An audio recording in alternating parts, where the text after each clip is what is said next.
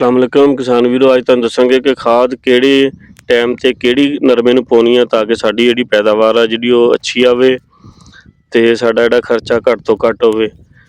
किसान वीर खाद तो सारे पाउंदे आ लेकिन सही टाइम नाल ना पाउण दी वजह तो उन्हां दी जिहड़ी पैदावार आ ओह सही नहीं हुंदी ते खाद भी जिहड़ी आ ज़ाया हुंदी आ।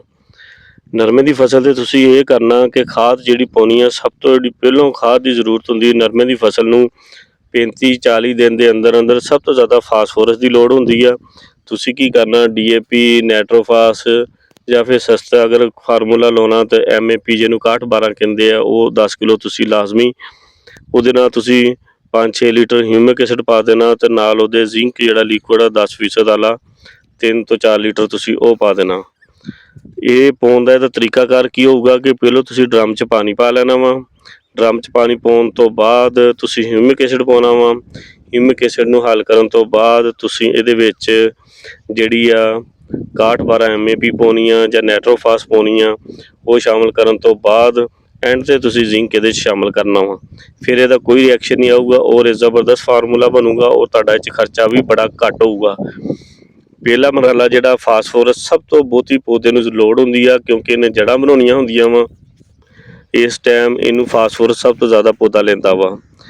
ਇਸ ਤੋਂ ਬਾਅਦ ਜਿਹੜੇ ਦਿਨ ਆ ਜਾਂਦੇ ਆ ਤੁਹਾਡੇ 40-45 ਦਿਨ ਤੋਂ ਬਾਅਦ ਜਿਹੜਾ ਤੁਹਾਡੇ 60 ਦਿਨ ਦਾ ਦੌਰਾਨੀਆ ਹੁੰਦੀ ਆ ਉੱਥੇ ਕੀ ਕਰਦਾ ਪੌਦੇ ਦੀ ਉੱਥੇ ਗਰੋਥ ਚਾਹੀਦੀ ਹੁੰਦੀ ਆ। ਉਹਦੇ ਵਾਸਤੇ ਅਸੀਂ ਕੀ ਕਰਾਂਗੇ ਅੱਧੀ ਬੋਰੀ ਜਿਹੜੀ ਕੈਨ ਗਵਾਰਾ ਜਿਹਨੂੰ ਆਪਾਂ ਗਵਾਰਾ ਖਾਦ ਕਹਿੰਦੇ ਆ ਉਹ ਅੱਧੀ ਬੋਰੀ ਯੂਰੀਆ ਤੇ ਨਾਲ ਅਸੀਂ ਜਿਹੜੀ ਆ SOP ਜਿਹੜੀ ਪੋਟਾਸ਼ ਆ ਜਿਹਨੂੰ ਅਸੀਂ ਕਹਿੰਦੇ ਆ ਉਹ 8 ਤੋਂ 10 ਕਿਲੋ ਜਿਹੜੀ ਆ ਉਹ ਅਸੀਂ ਪਾਵਾਂਗੇ। ਯਾਨੀ ਕਿ 45 ਫਾਸਫੋਰਸ ਦੇਣ ਤੋਂ ਬਾਅਦ 45 ਤੋਂ 60 ਦਿਨ ਦੇ ਅੰਦਰ ਅਸੀਂ ਇਹ ਚੀਜ਼ਾਂ ਦੇਣੀਆਂ। ਇਹਦੇ ਨਾਲ ਕੀ ਹੋਊਗਾ ਪੌਦਾ ਜਿਹੜਾ ਕੱਦ ਕੱਢੂਗਾ, ਸ਼ਾਖਾਂ ਜ਼ਿਆਦਾ ਬਣਾਊਗਾ, ਉਹਨੇ ਆਪਣਾ ਸਟਰਕਚਰ ਬਣਾਉਣਾ ਹੁੰਦਾ। 60 ਦਿਨ ਤੋਂ ਬਾਅਦ ਅਸੀਂ ਕੀ ਕਰਨਾ ਵਾ ਉਹ 60 ਦਿਨ ਤੋਂ ਬਾਅਦ ਪੌਦਾ ਆ ਜਾਂਦਾ ਫਲ ਵਾਲੇ ਬੰਨੇ ਔਰ ਉਹਨੇ ਟਿੰਡੇ ਬਣਾਉਣੇ ਹੁੰਦੇ ਆ।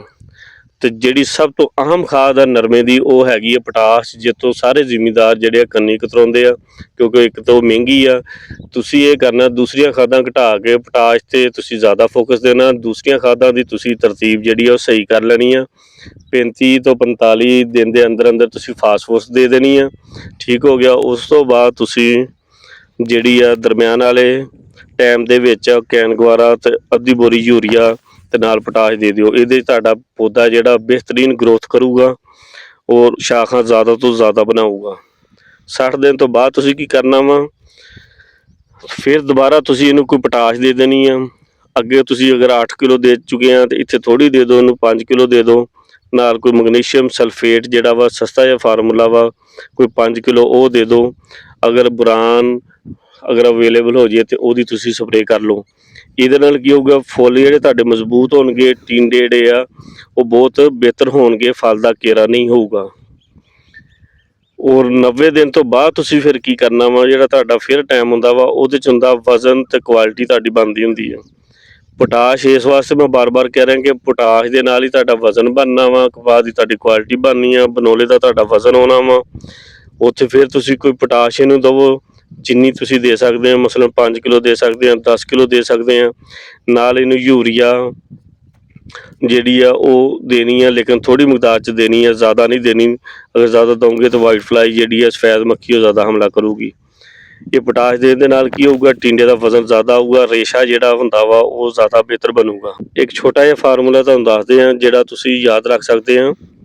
ਸ਼ੁਰੂ 'ਚ ਤੁਸੀਂ ਕੀ ਕਰਨਾ ਵਾ ਫਾਸਫੋਰਸ ਅਤੇ ਹਿਊਮਿਕ ਐਸਿਡ ਅਤੇ ਜ਼ਿੰਕ ਇਹ ਚੀਜ਼ਾਂ ਦੇ ਦਿਓ। ਉਸ ਤੋਂ ਬਾਅਦ ਦਰਮਿਆਨ ਵਾਲੇ 'ਚ ਕੀ ਕਰਨਾ ਯੂਰੀਆ ਅਤੇ ਕੈਨ ਗਵਾਰਾ ਦੇ ਦਿਓ। ਅਤੇ ਆਖਰੀ ਜਿਹੜਾ ਮਰਹਲਾ ਹੁੰਦਾ ਤੁਹਾਡਾ ਹੁੰਦਾ ਪੋਟਾਸ਼ ਦਾ SOP ਦਾ। ਅਤੇ ਅਗਰ ਜੇ ਵੀਡੀਓ ਤੁਹਾਨੂੰ ਚੰਗੀ ਲੱਗੀ ਹੋਵੇ ਤਾਂ ਇਹਨੂੰ ਚੈਨਲ ਨੂੰ ਸਬਸਕ੍ਰਾਈਬ ਕਰ ਦਿਓ, ਇਹਨੂੰ ਸ਼ੇਅਰ ਲਾਜ਼ਮੀ ਕਰਿਓ ਤਾਂ ਕਿ ਦੂਸਰੇ ਕਿਸਾਨ ਵੀਰਾਂ ਦਾ ਵੀ ਕੋਈ ਫਾਇਦਾ ਹੋ ਸਕੇ।